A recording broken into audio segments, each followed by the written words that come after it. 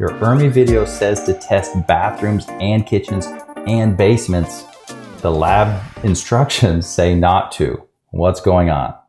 All right, you'll notice if you watch my ERMI video on how to do an ERMI properly, it goes against what some of the lab's instructions are that come on the paper that's included with it. But let me explain, okay? So the lab, I'm not sure if they came up with their own instructions or if they're like the original EPA ERMI instructions. Well, no, because that would have been vacuum testing.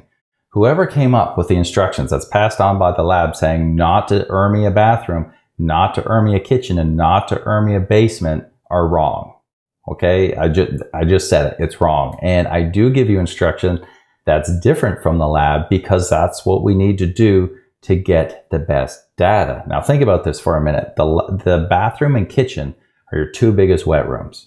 Where do most problems in a home start? Near water, in wet rooms, like bathrooms and kitchens. Where does it happen in bathrooms? Behind showers, under toilets, behind or under the vanity. You know, people washing their hands, goes up, hits the mirror, goes down to the mirror. And if that's not silicone there, which is in my Mold Proof Your Home Masterclass, water gets behind the vanity. I've seen these vanities come out where everywhere it touched the wall was just black with mold. I've seen mirrors come off because that same moisture goes up behind the mirror and it's just mold all up behind the mirror.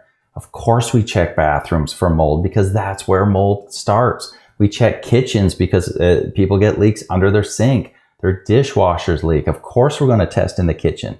But here's the difference. You have to check properly. And that's why it's in my video telling you how to test those rooms properly so that you're not wiping grease off your stoves, the fan above your oven, right? That's going to wreck your ERMI, okay? So they tell you not to do it because you could get into trouble there, but we need to do it there because these are the highest potentially moldy places in our home.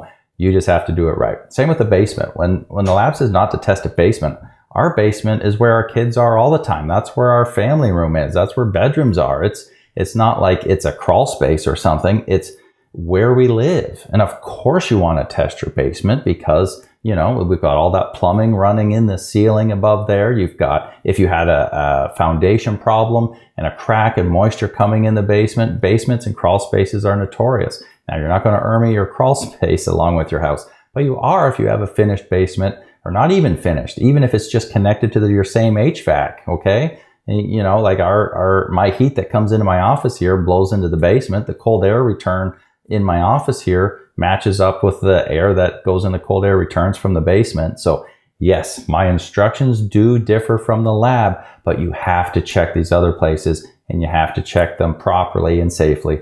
And that's why I made that video on how to do an ERMI. So be sure to watch that. But don't worry about ignoring the lab's instructions. I know if you're a rule follower, it seems wrong, but trust me, we want to test these spaces because they're they could very well be the sources where your mold is. Hope that helps. Do you have questions about mold in your home or body? Book a consultation with Matt, aka the Mold Man, to guide your home and body to the next level of healing.